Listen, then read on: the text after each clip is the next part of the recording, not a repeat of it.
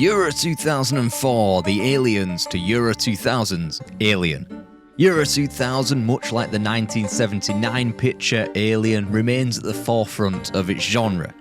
Whilst Ridley Scott directed a horror masterpiece, several countries converged on the 4-2-3-1 in Belgium and the Netherlands to direct a masterful international football tournament. Then its successor came along, more garish, more brutish and shaped entirely differently.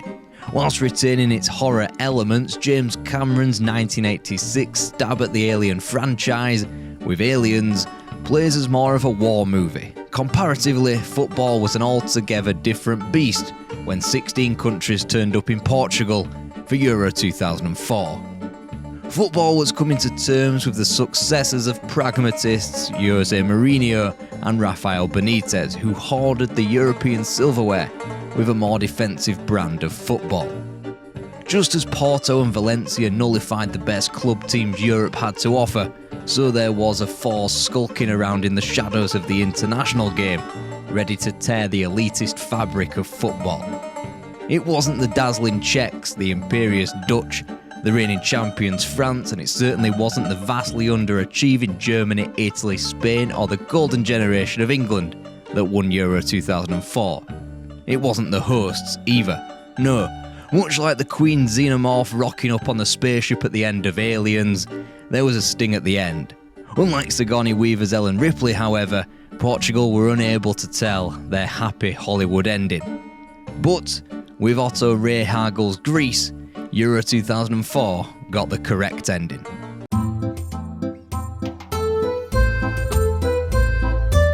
A Greek football 11 was initiated in the most stereotypically Greek way imaginable, via the Olympic Games.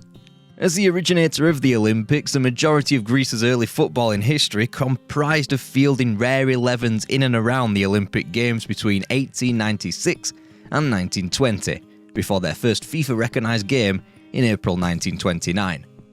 That was a fruitless endeavour, losing 4-1 to Italy, before competitive international football turned up in Greece.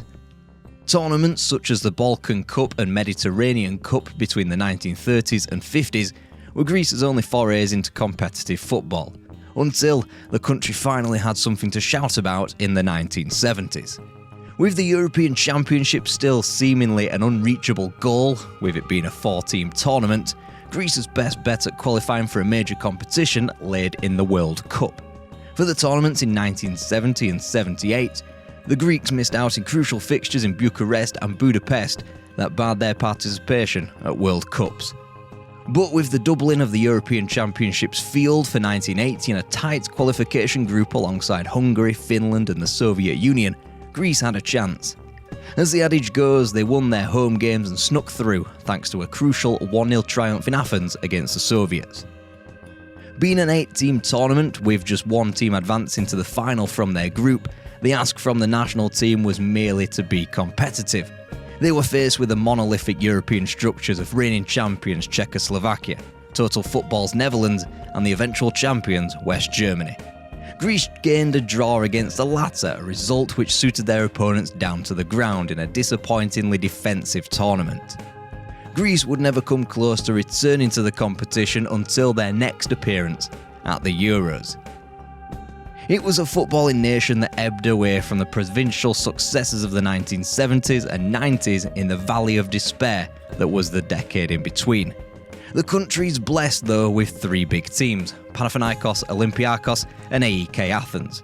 The former led the country through the 1960s before becoming the one and only Greek finalists of the European Cup in 1971, where they lost to an admittedly great Ajax team. Panathinaikos and Greek club football with it would never have it so good again. The Greens have since reached 2 semi-finals in the European Cup or Champions League, whilst a Greek footballing explosion in the 90s proved relatively fruitless on the continental stage. As the international team made baby steps back into the tournament game, appearing at the 1994 World Cup, Greece was treated to one of their clubs going deep into UEFA competition in almost every year between 1993 and 1999. Olympiakos and Panathinaikos returned the country to the Champions League's latter stages, with the latter's semi-final in 1996 preempting Olympiacos' best return at the Premier UEFA competition 3 years later. However, it is this divide between the have and the have-nots that has shackled Greek football to an extent. The Big Three have accounted for 81 of the country's 91 Champions League and European Cup appearances. In the 21st century, the country has reached the knockout phase of the tournament 5 times, and Panathinaikos' 3-0 aggregate win over Legia Warsaw in 1996 remains Greece's only knockout win in the Champions League era. And even this explosion of Greek football throughout the 90s resulted in very little joy on the world stage, despite a first World Cup qualification in 1994. They faced very little opposition in progressing to the 2014 tournament, top of a group ahead of Russia, Iceland, Hungary and Luxembourg. The World Cup itself was a shambles. The EPO governing body appeared more interested in appeasing their glittery new sponsors than making the squad comfortable. Drawn into a group with Nigeria, Bulgaria and Argentina, it is understandable that Greece bowed out at the first stage, but to do so pointless and goalless was a black mark against the country for the remainder of the decade. From a botch attempt at a qualifying for France 98, the team suffered a sharp decline. Players such as Antonis Nikopolidis, who had featured for the squad during the 90s, admitted that many players simply didn't show interest, lacked motivation, and infighting was rife. Nobody held the team in much of a regard, including their supporters who, outside of a crunch qualifier against Denmark in 1997, failed to show up in big numbers. Angel Iordanescu tried to change the culture and wished for a dedicated training facility, but soon found himself out on his ear like many of his predecessors. The cycle of different managers all preferred different members of the Greek Big Three, neglecting the team in different ways as cliques built up and basic elements to any team, such as the adequate amount of kit, wasn't met. Greece needed an outsider. They needed somebody to take charge and change the country's footballing ethos. In 2001, they received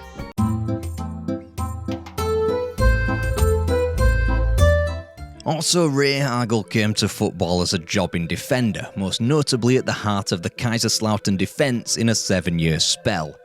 His break in management came at kickers Offenbach, which ended in disgrace after he was suspended by the DFB and subsequently fired by his club.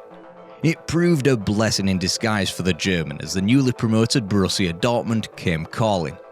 Far from their 1960s peak, Rehhagel re-established BVB in the top flight of German football before the humiliation of a final day 12-0 defeat to the title-chasing Borussia Mönchengladbach. The loss cast suspicions on Dortmund and aspersions on Rehhagel's character, and he was forced to quit again in disgrace. Building his managerial career from the ground up again took him to Arminia Bielefeld and then to Fortuna Düsseldorf, where he claimed his first trophy, the DFB Pokal, in 1980. Finally, the big break came further north at Werder Bremen, a job that looked set to define his time in football. Werder were comparative minnows, but King Otto made the team competitive.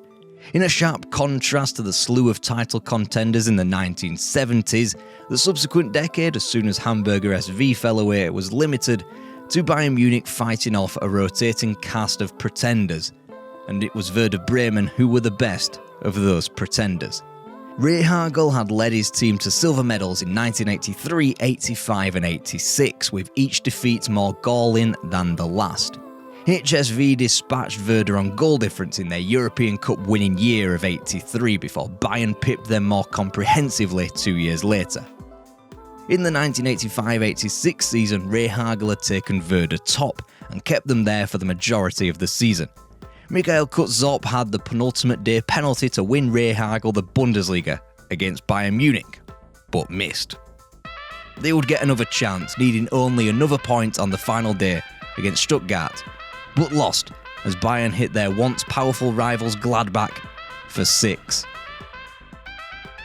Success would come, however, and Werder Bremen either won or were in the mix for a trophy in each of Rehhagel's last 8 years with the club. His Bundesliga triumphs of 1988 and 1993 were sandwiched between 3 consecutive DFB Pokal finals and Werder's first and only European triumph in the 1992 Cup Winners' Cup final. He rounded off his storied career in Bremen with a second Pokal triumph in 1994 and almost winning a trifecta of Bundesliga crowns. It was in this last season for Werder Bremen, as Rehhagel was being openly courted by Bayern Munich, that they crumbled late on yet again as his former club BVB took the title. King Otto's next job wouldn't even last one lap of the sun, as the intense glare of Bayern Munich claimed another victim.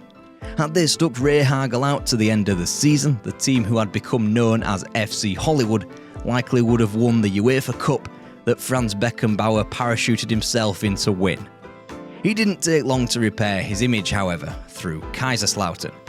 Rehhagel returned the provincial club to the Bundesliga at the first time of asking, before going even better by winning the Bundesliga in their first season back. This is the first and only time that the feat had been achieved.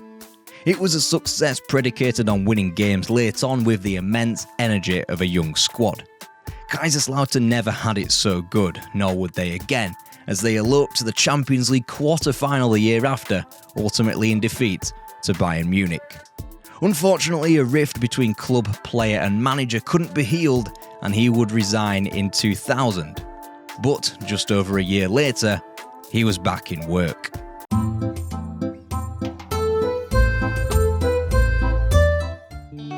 The main present Otto Rehhagel received on his 63rd birthday would go on to define his career as a football manager. He was offered the contract for the Greek national team. He had spent the majority of his career in the Bundesliga, a demanding league with lofty standards, and the German manager set about trying to instill these very standards on a subpar organisation. The EPO, for example, wanted Nikos Christidis to remain as the senior team's goalkeeping coach, but Rehhagel refused, instantly digging his heels in. Little did the German know that his first match with the national team against Finland in a 2002 World Cup qualifier would be his toughest as manager in his eventually long tenure. The 5-1 defeat was a baptism of fire and led to a deep contemplation for the new recruit into the national team. His next outing would prove infinitely more successful. Despite having a momentous win at Old Trafford robbed from them thanks to a special and iconic David Beckham free kick that sealed a stoppage-time draw and qualification to the tournament for England, Greece's improvement was great. The equaliser failed to overshadow a great performance from the Greeks, who were pegged back twice by the English, who simply needed to match Germany's result at home to Finland. Because of Germany's stalemate, England's draw was enough to qualify them for the finals in the Far East, whilst Germany had to progress via the playoffs. Meanwhile, Greece would be watching from their sofas as usual. The draw in Manchester, however, was the first landmark for Rehhagel's Greece. It marked the first time where his team played how he wanted to. The groundwork was laid for the upcoming qualifiers in less than a year's time for the 2004 European Championships in Portugal. Just as the Greek club game suffered from a disparity in riches between the big three of AEK, Olympiakos and Panathinaikos, so too did the national team. In the past, the national team's manager usually found himself favouring one of the big three, while sprinkling the team with other domestic players and those earning a living overseas. Otto Rehhagel, however, took the direct opposite plan when selecting his Greek teams. He would not select a player outside of the big three and would point-blank refuse to watch any domestic games in Greece, choosing instead to follow Greek club teams on the continental stages of the Champions League and UEFA Cup. Of the 15 Greek-based players selected for his Euro 2004 squad, all of them were pulled from the AEK Athens, Olympiakos and Panathinaikos triumvirate and were full of experience. It was a cycle where AEK had held their own in the Champions League, finishing the group stages against the mighty Real Madrid and Roma undefeated, albeit without winning a game in a quirky group performance that yielded 6 draws from 6. Meanwhile, Panathinaikos was the Greek team of its day, winning the double in 2004 and pushing the likes of Manchester United and Stuttgart close in the Champions League. It would be this team that Rehhagel based his national team from. The Greens were renowned defensively, and in the 4 seasons from the 2000-2001 campaign, they registered the fewest goals conceded, shipping just 82 in 116 Greek league matches. Ahead of the Euro 2004 qualifiers, Rehhagel was bequeathed one of his final pieces of the Greek jigsaw when the German-based son of Greek immigrants Giannis Topolidis was appointed assistant manager.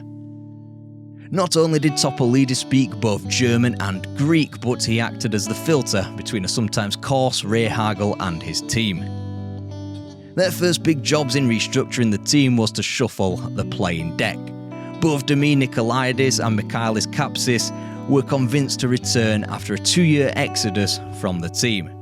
Meanwhile, Rehhagel was equally decisive in dropping the pair of Dimitris Eleftheropoulos and golden boy Grigoris Georgiatos. So with the goalkeeper and then arguably Greece's most famous player culled from the national team, it stunned the remaining players into believing Rehhagel's rules. Still, the German manager was hamstrung by the shoddy EPO. In advance of September 2002's first qualifier at home to Spain, Rehhagel wasn't even allowed to train his team at their preferable training base, as it wasn't ready. The German set about trying to influence what he could control. Psychologically, he began by adorning his office with just 2 relevant pictures, the 2 teams that Greece had sent to major tournaments in 1980 and 1994.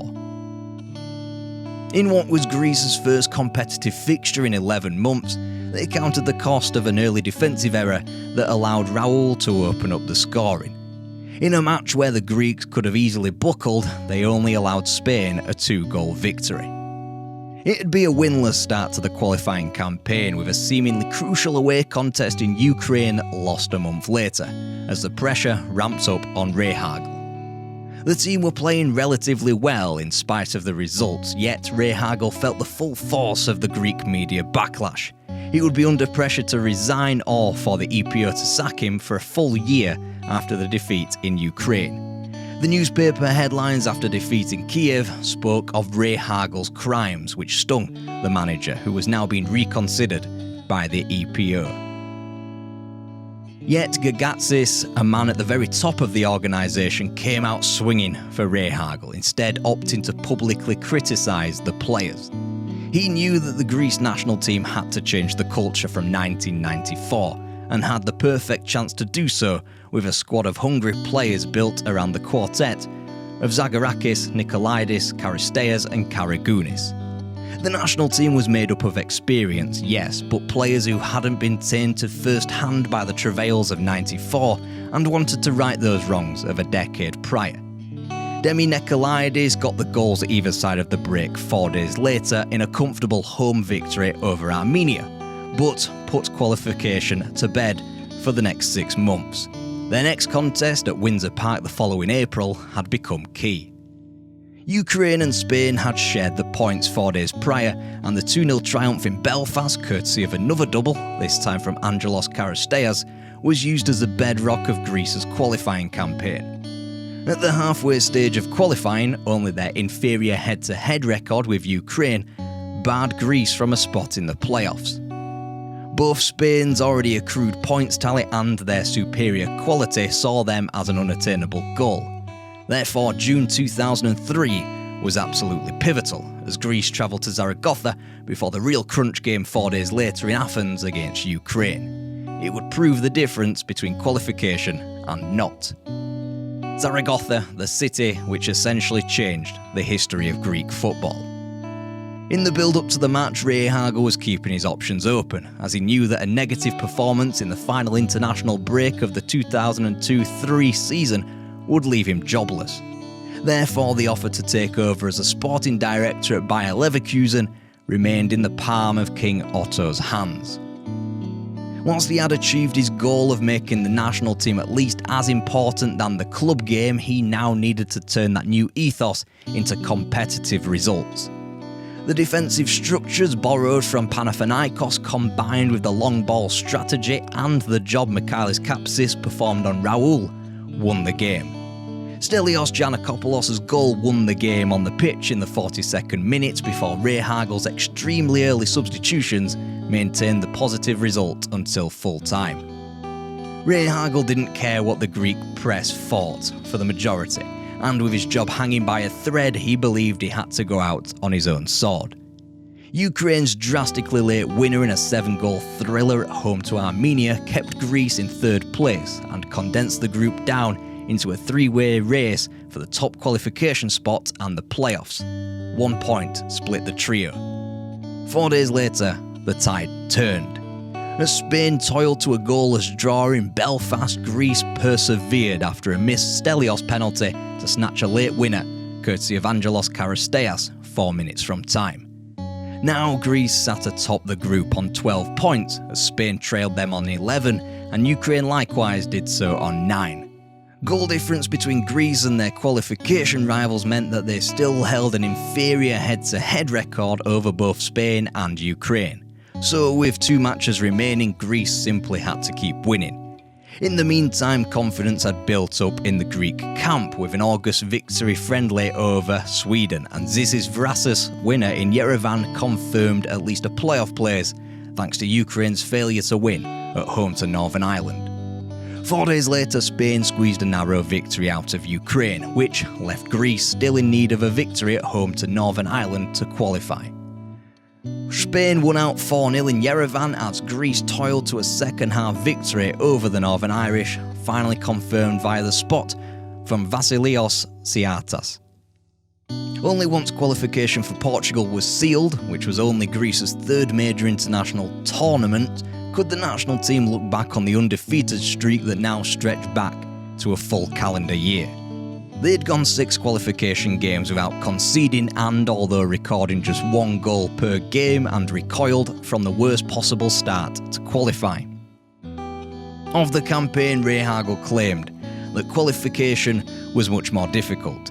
We were more carefree in Portugal. We had nothing to lose, we were already happy and did not feel pressure. Upon qualification, Rehhagel got his wages bumped up to 40% with a fat new contract until after the 2006 World Cup. Meanwhile, his assistant Topolidis had his monthly salary trebled. The pre-tournament friendlies in the spring of 2004 were hit and miss in result, but it almost proved a net positive for Rehhagel and his team. They would meet their Euro 2004 opening night opponents Portugal and took them to the brink with a 1-1 draw after Luis Figo missed a penalty. In April, however, Greece's 18-month undefeated streak was violently ripped from them as the Netherlands ran out 4-0 winners. 15 matches undefeated, Greece was stunned by the result, but it proved the best thing that could have ever happened to the national team. Instead of entering the summer's international window and subsequent Euros in a blasé manner, Greece were re-energised and refocused. There was, however, the suspicion from above that Otto Rehhagel had engineered the defeat with a rare half-time overhauling of the team, which effectively threw the match in order to lift the pressure from the team. What wasn't planned, however, was the pre-tournament defeat to Poland via an own goal before the hand-picked, easier opposition, Liechtenstein, were comfortably swatted aside 2-0. Greece were now unburdened by their undefeated streak and edged their way into the tournament with a fearless abandon that wasn't underpinned by overconfidence. Otto Rehhagel had his team drilled tactically, the pressure was off, and the stars were about to align in the Iberian Peninsula.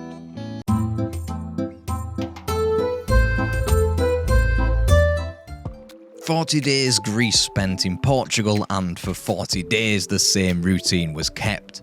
Otto Rehhagel would eat his breakfast, reappear for the team's morning stroll before video analysis. Then it was lunch before an afternoon training session and dinner at 9 p.m. Every day, when they weren't otherwise engaged with a match, without fail. The manager, the players and the tournament's smallest support staff would also adhere to this schedule. After all, it had been in place for almost 3 years by this point. The manager, to the surprise of everybody at the EPO, demanded a win bonus for him and his team. Realising that Rehhagel now held all the power after qualifying the country for only its third finals, the EPO bent at the will of the German manager and allowed him carte blanche on organising the tournament. He was the one who picked the training camp in Switzerland in preparation for the tournament, and only now had Rehhagel become fully comfortable with his place as the Greece national team manager. He knew his squad's skill set inside out, just as he did their limitations. There would be no over-analysing opponents or his own team. They knew how to operate defensively, and this being tournament football, Rehhagel knew how to target opponents via set plays and knew that for Greece to upset a few names along the way, everything would have to be simplistic. In his team, he had a flexible defence that could just as easily line up in a 5 with fullbacks or wingbacks or a 4. Georgios Karagounis could be deployed in the backline or just as comfortably control the midfield alongside Angelos Bassinas and Theodoros Zagorakis. Behind them, Takis Faisas was deadly with the ball at his feet from fullback, whilst on the other side, Georgios Sataridis had pace to burn, which made him a weapon defensively and offensively.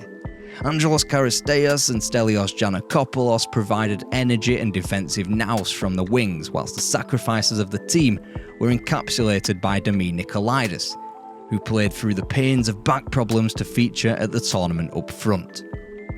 Such was the harmony of the group, Nikolaides and Vasilios Sartas' complaints with one another, which had seeped through from the club game, had been put to bed for the month. Rehhagel was keen to play combinations of players, either on the wings, in midfield or in defence. He knew not to play both Nikos Dabizas and Traianos Delas at the heart of defence, and with the latter commanding the deepest role in the defence, Dabizas would play a bit part at the championships. By the time the 16 teams met in Portugal, Greece were as defensively solid as they had been under Rehhagel, and the bonds built throughout the team led to an impenetrable cohesion. The manager made sure that every player had their own room, so arguments wouldn't flare up at the detriment of the team, and with the perfectly balanced squad, they were raring to go. Except for one more spanner in the works, which was thrown into the Greek team when Theodoros Zagorakis was marked for his high testosterone levels. Fortunately for Greece, their captain was finally cleared the day prior to the championships, and his high levels were deemed to be as a result of his suffering from cystic acne. In advance of the tournament, Rehhagel parroted his opposite number Luis Felipe Scolari by saying that he wasn't interested in playing good football, merely interested in winning. Whilst in the perfect place mentally and physically, Greece's first aim was manufactured by the ghosts of 1994. They were not to get embarrassed, and first up, the host Portugal at the Dragão in Porto. Rehhagel countered the Portuguese system by playing a 4-3-3, and it would be only against Portugal that the German would shy away from his preferred 5-4-1. His aim was to bypass the Portugal press with a long ball game that had been developed ever since the victory in Zaragoza a year prior against Spain. From within the Portuguese camp themselves, there was the admittance that senior players had underestimated the Greeks, despite the tough friendly draw before the tournament, and within 7 minutes, Greece had their goal via Karagounis. Rehhagel deemed this his most important fixture as Greece manager, and it served as a reminder of the Cup Winners' Cup final win over Monaco as Werder Bremen manager in 1992. Whilst this contest would be played in Porto, Rehhagel won his only continental honour 12 years prior in Lisbon. Portugal's deployment of Pauleta as the lone centre-forward as Samão and Luis Figo remained isolated out wide played right into the hands of the Greece system. Rehhagel played on the host's stress, and their aggression continued long after the shocking early opening goal. Stelios and Karisteas were just as fundamental defensively to the success as Delas was at the heart of the defence, and between them they served to keep the hosts quiet throughout the match. Meanwhile, Figo and substitute Cristiano Ronaldo would not follow their opponents in the same manner. Only when they did Greece entrench themselves further into victory as a young Ronaldo gave away the penalty that led to the Greeks' second goal. Bassinas' second, 6 minutes into the second half, was the prompt to switch systems into a 5-4-1. From then on in, despite Cristiano Ronaldo's stoppage time consolation goal, Greece rode to victory in relative comfort. They had 4 days left to stew on the momentous victory as every big nation struggled to grasp the tournament. From England's throwing away of a lead in stoppage time against the French to the stalemates between Denmark and Italy and Germany and the Netherlands to Latvia almost springing a surprise of their own on the Czech Republic. Greece's triumph stood alongside Sweden's evisceration of Bulgaria as the first matchday's most impressive result. Next was Spain as Greece remained in Porto. The plan was to simply stay in the game and maintain a level of performance by the hour mark. Such was Rehhagel's idea for all of his games in Portugal. The 5-4-1 returned, and despite Fernando Moriente's first half strike, Greece played to their standards and remained in the game by the hour mark. Angelos Karisteas levelled the tie-up shortly after the hour, continuing his rich vein of form that had led him to the German double with Rehhagel's former club Werder Bremen that season. Michalis Kapsis admitted, however, that the draw with Spain was the toughest that the team were pushed in the entire tournament. They couldn't retain possession as well as they ought to have, and it was Kapsis' mistake that led to Spain's goal. Contrastingly, Spain coach Iñaki Saiz blamed the draw on the fact that his team went for the kill of a second and third goal instead of managing the game. In the end, the point put Greece in the hot seat for the knockout stage qualification, given that Portugal defeated Russia and the hosts would meet Spain in the final matchday. Before qualification could be assured, Greece took a back seat as only the Czech Republic could assure themselves of a place in the quarter-finals with a game to spare, whilst only Russia and Bulgaria were eliminated. Germany and Italy floundered to draws yet again. France's poor form continued whilst England were running on the youthful steam of Wayne Rooney. In other words, there was no true runaway favourite established just yet. Greece went into their final group match for the first and only time in the tournament as favourites to win a football match. Despite playing one of the 2 already eliminated teams at the tournament, Rehhagel remained cautious, sticking to his 5-4-1.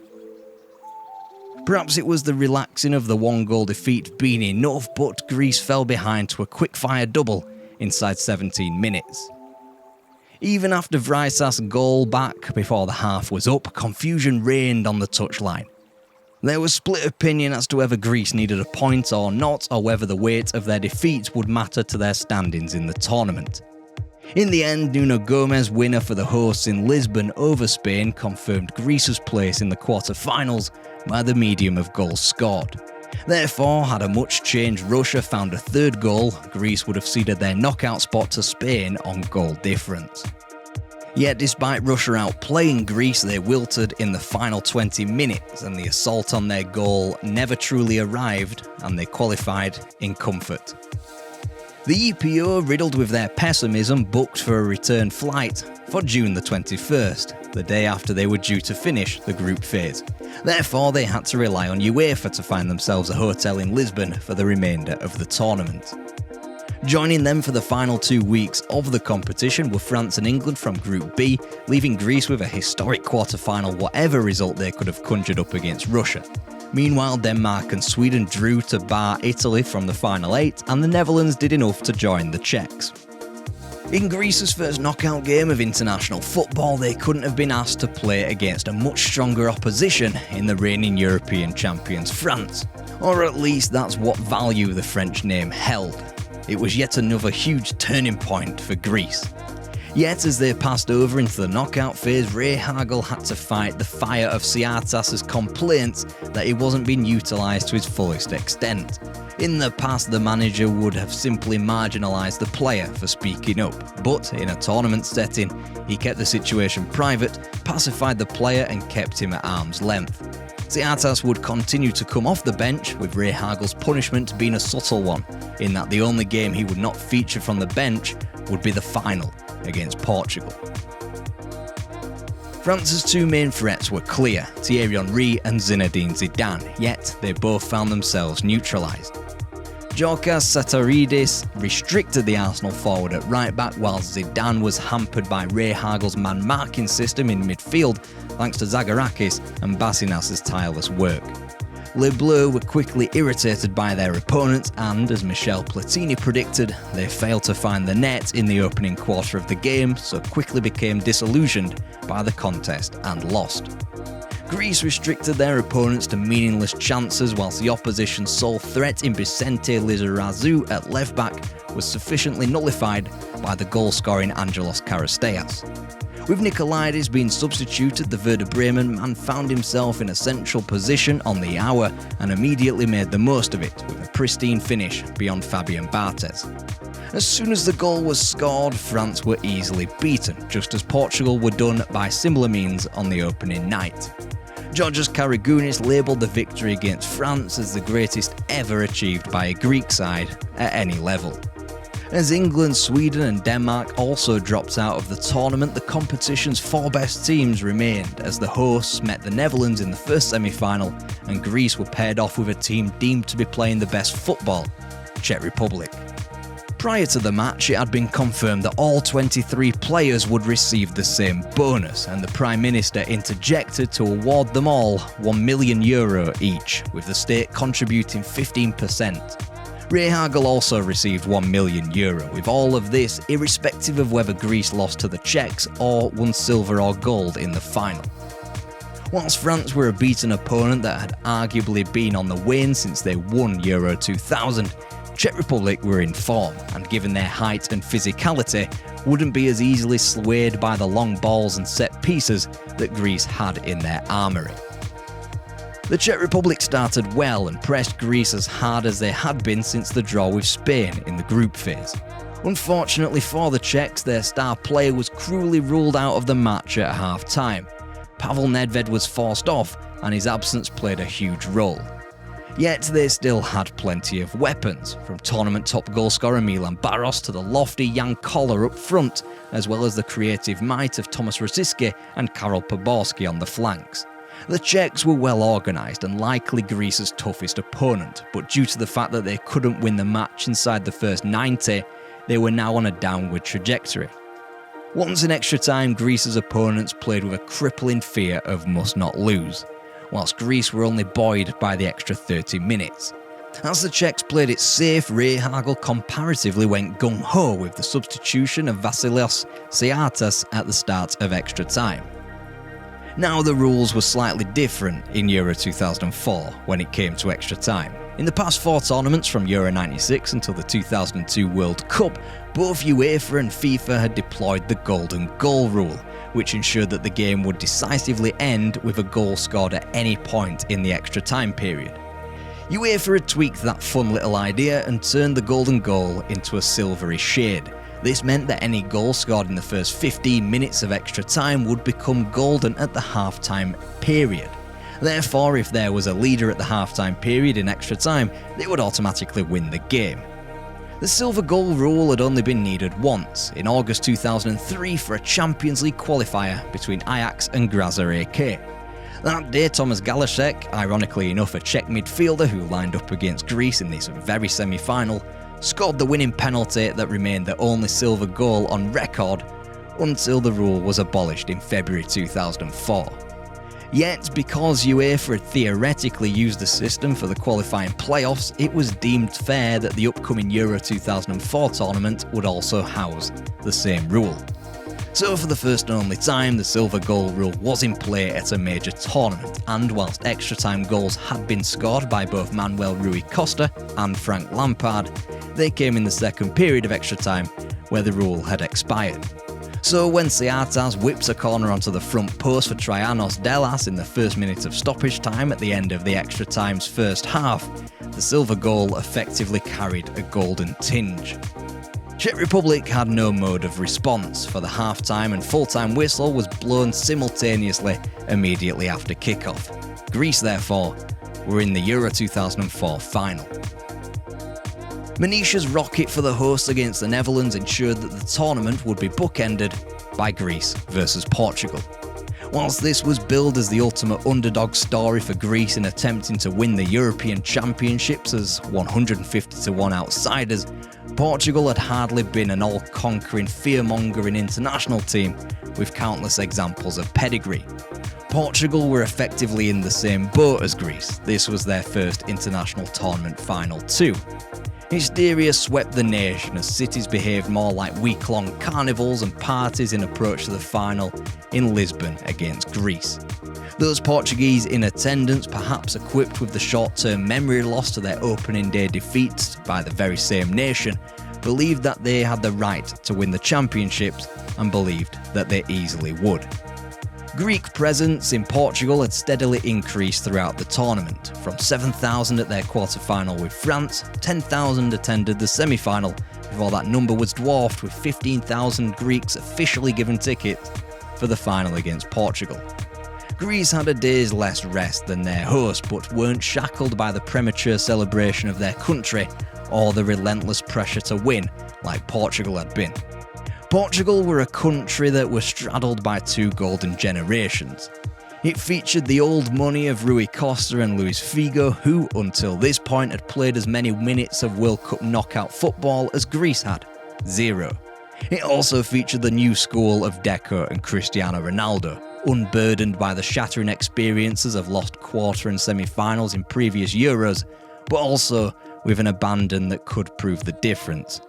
Whilst Greece were playing in only their third knockout game of international football, for Portugal this was only their seventh after appearing at the semi-finals of the 1966 World Cup and Euro 1984, as well as the knockout stages of the aforementioned European Championships. With Portugal, their opponents Rehhagel returned to the 4-3-3, and after Georgios Karagounis was ruled out through suspension, his absence was less keenly felt. This time Cristiano Ronaldo started the contest, but both he and Luis Figo on the other flank remained static and shunned all defensive responsibilities. These factors remained Greece's main weapons throughout a cagey first half. The half-time periods couldn't have gone more different for both nations in the dressing room. Whilst Otto Rehhagel retained his simplicity and told his team to do more of the same again, Luis Felipe Scolari was busy micromanaging his players' positions and work on defensive set pieces, armed with the knowledge that Greece's goal would likely come from such a situation. With the injury to Miguel at right back late in the first half, Scolari instructed both Figo and Ronaldo to tuck inside in the half spaces and let both substitute Paulo Ferreira and Nuno Valente attack wide from defence. For all those tweaks, it was nullified by the defensive work from Greece's wingers, Charisteas and Stelios, as well as the fact that Scolari would refuse to use a second striker alongside Paoletta. Scolari's prophecy came true as Charisteas scored an eerily simple header from a corner on the 57th minute, a similar time to which he scored all of his tournament goals. Whilst Manuel Rui Costa came on for Costinha 6 minutes later to deliver fresh impetus to a flag in Portugal, it is said that when Scolari swapped Nuno Gomes for Paoletta 16 minutes from time, that the Greeks knew they had won the contest. Matching 4-3-3 systems, Rehhagel knew that Portugal couldn't break Greece down, and the dogmatic Scolari refusing to deploy a second striker made the victory only a matter of time. The closest the hosts came was through the fluke of a deflection when Luis Figo's shot was diverted onto the post by Faisas's boot.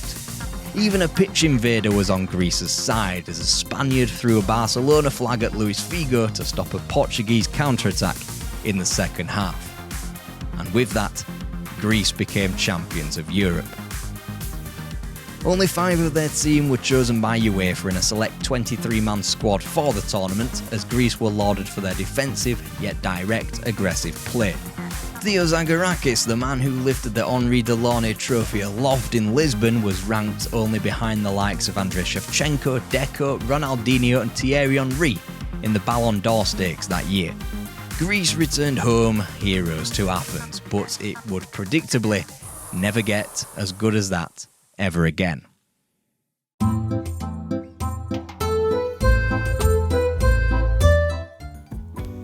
Barely 2 years on, Greece became only the third European champion after Czechoslovakia in 1972 and Denmark in 1992 in failing to qualify for the subsequent World Cup, after a penultimate matchday loss in Denmark sealing the Greeks to 4th spot behind Ukraine, Turkey and the Danes. As Gagatsis and Papalinis both departed the EPO, the organisation reverted back to its natural, more chaotic stance, in spite of Otto Rehhagel, who would remain in the manager's hot seat until after the 2010 World Cup. Greece was no longer the unified camp as it had been in the Germans' first few years in the job, but they were aided by the tag of reigning European champions. They were gifted a group featuring fringe countries such as Norway, Bosnia, Moldova, Hungary and Malta, comfortably qualifying alongside Turkey for Euro 2008. Yet the unhappy camp remained as Greece bowed out meekly and without a point against a Spain side who suddenly clicked into gear to win the tournament, a resurgent Russia and an always tough Sweden. The all too familiar falling at the first hurdle returned to the consciousness of the Greeks, and it would be repeated in South Africa 2 years later. Vaisas, a player in the winning squad of 2004, was named as assistant after his retirement from playing in 2008, but it did little to stem the bleeding of another poor campaign. Given another group to progress out of, Greece were made to revert to their 2004 peak by grinding out results against Ukraine to qualify for South Africa via a playoff. There, however, Greece were impotent, swatted aside by South Korea far too easily before showing some character to overturn a deficit against Nigeria in Bloemfontein. To conclude the group, however, was the predictable defeat at the hands of runaway group leaders, Argentina. What was once Otto Rehhagel's simplicity became the tactically studious Fernando Santos, who, like Rehhagel, qualified Greece for subsequent tournaments before leaving for his native Portugal after the 2014 World Cup. Santos achieved Greece's second and third knockout phase appearances in major tournaments, something Rehhagel didn't, but there was never the same belief that Greece could upset the odds. They fell to Germany comprehensively in the quarter-finals of Euro 2012 after escaping through Group A via the back door, before finally they bowed out at the last 16 to Costa Rica in the 2014 World Cup via penalties. If ever there was a time to rekindle the spirit of Portugal in a year ending in 4 no less than a win over the CONCACAF team to meet a subpar Dutch outfit in the next round, that was it. That defeat in Recife remains Greece's last tournament match. They shockingly fell to the Faroe Islands and finished dead last in qualification for Euro 2016, ending a 3-tournament streak as they bottomed out at a FIFA World Ranking of 60th, not seen since their malaise of the late 90s. Croatia were comfortably stronger than Greece in a 2018 World Cup playoff. Finland were buoyed by the same 2004 energy that had fueled Greece to bar them from another Euros, as Greece slid down the UEFA coefficient scale. Now Greece are lumbered with impossible qualifying groups. For Qatar they couldn't get past Spain and Sweden, and for Euro 2024 they look set to finish a distant third again, this time behind France and the Netherlands. Where once European champions, Greece's indignity had led them to competing with teams like Kosovo and Cyprus for backdoored entry into the European Championships that they won 20 years ago. Their generational malaise, though, could be over. They've been promoted in the Nations League and will now share a level with the might of England and the Czech Republic, as well as the more recent surprise packages in Ukraine and Iceland. They're armed with the safety net of a playoff ahead of a return to tournament competition for the first time in a decade, and under Gus Poyet, perhaps a way out of the wilderness is on the Greek horizon.